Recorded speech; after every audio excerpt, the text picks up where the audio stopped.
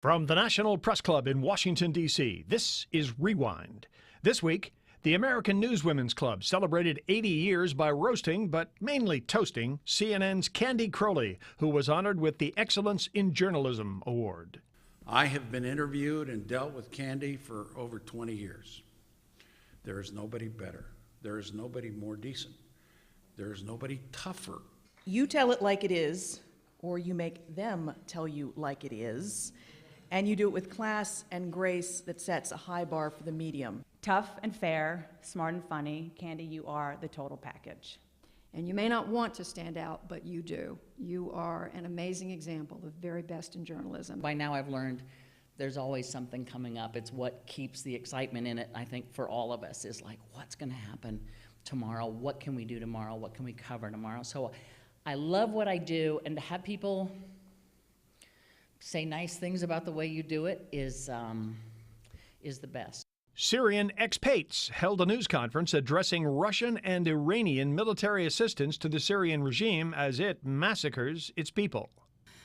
Today we know that the Russian government is supplying the Assad regime with spare parts for attack helicopters.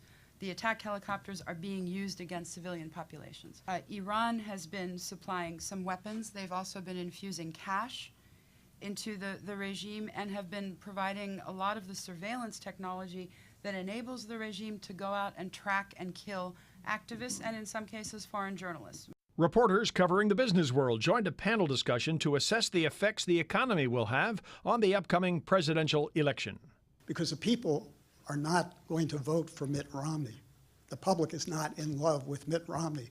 He's a hard man to develop warm feelings for. But just like President Bush, this will be a vote against the incumbent president. And it's primarily a vote against the economy.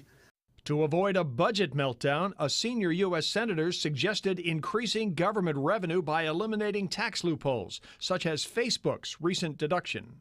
The corporation gets a $16 billion tax deduction, even though it showed itself as being profitable on its books when it comes to filing its income tax.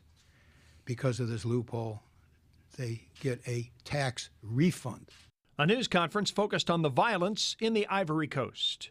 What we are looking at in the Ivory Coast is a potential danger of unimaginable proportions. Take the case of the West, where Burkinabés are being brought in to expropriate the land from the population. They are armed. Either they exterminate the population there, or eventually the population decide, if we're going to lose everything, we might as well do it dying.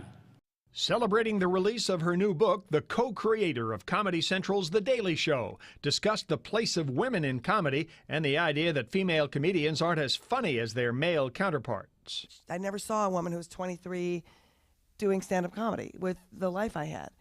And that was, I think, a problem that we still sort of wrestle with a little bit, is if you don't see a woman doing it, you don't know if you can. And if a woman has made money telling jokes, she is funny. So shut your pie hole. Your theory is stupid. You know, there's many of people who I don't think are funny who are very successful at being funny. So that means they don't make me laugh. That doesn't mean they're not funny to someone. From Washington, D.C., this is Rewind. I'm Steve Taylor.